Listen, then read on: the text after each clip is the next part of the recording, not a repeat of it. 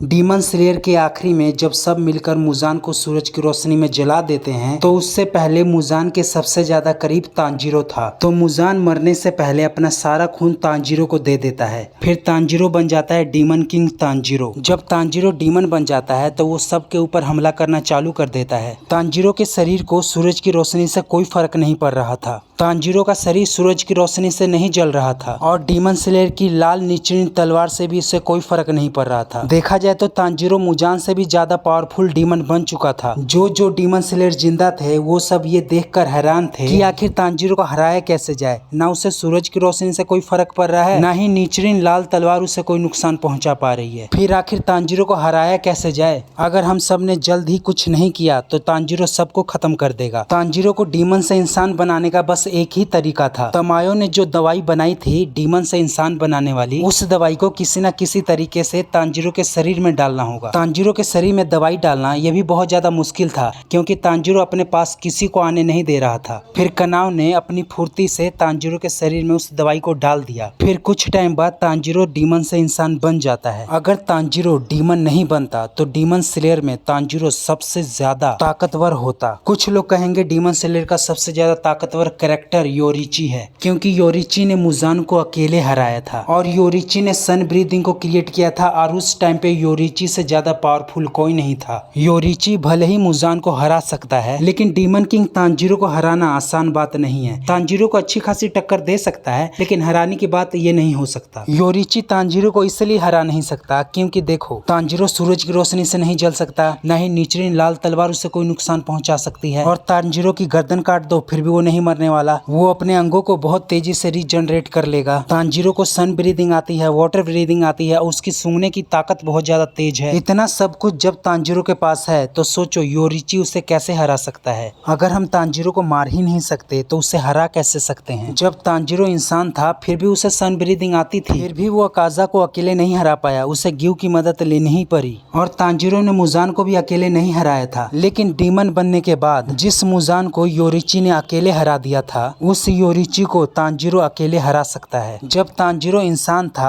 तो उसने upper moon 6 को अकेले नहीं हरा पाया था, लेकिन तांजीरो के डीमन बनने के बाद सारे अपर मून 6 मिलकर भी तांजीरो को अकेले नहीं हरा सकते। आप लोग सोच रहे होंगे कि मैंने तांजीरो के बारे में इस वीडियो में बहुत ज्यादा बोल दिया है, लेकिन ये एक मेरी राय है, मुझे ऐसा लगता है। आप लोगों की राय कुछ और हो सकती है। बहुत सारे लोग थे टॉप 10 वीडियो बनाते थे डीमन स्लेयर के ऊपर तो नंबर 1 पे योरिची को ही रखते थे। उन लोगों को लगता था योरिची बहुत ज्यादा पावरफुल है, लेकिन मेरी राय वैसी नहीं है, मेरी राय कुछ और है। वीडियो को यहीं पे खत्म करते हैं। और बताओ आप लोग, 12 सितंबर को डीमन स्लेयर इन्फिनिटी कैसल वाली मूवी रिलीज होने वाली है। क्या आप लोग ये मूवी देखने जाओगे? किस किस के साथ जाओगे कमेंट में जरूर बताना। मैं तो ये मूवी देखने जरूर जाऊंगा लेकिन अकेले जाऊंगा क्योंकि मेरा कोई ऐसा दोस्त नहीं है जो एनिमे देखता हो। अगर आप लोगों को वीडियो पसंद आई हो तो एक लाइक करके चैनल को सब्सक्राइब कर दीजिएगा। जल्दी से जल्दी 100 सब्सक्राइबर पूरे करने हैं।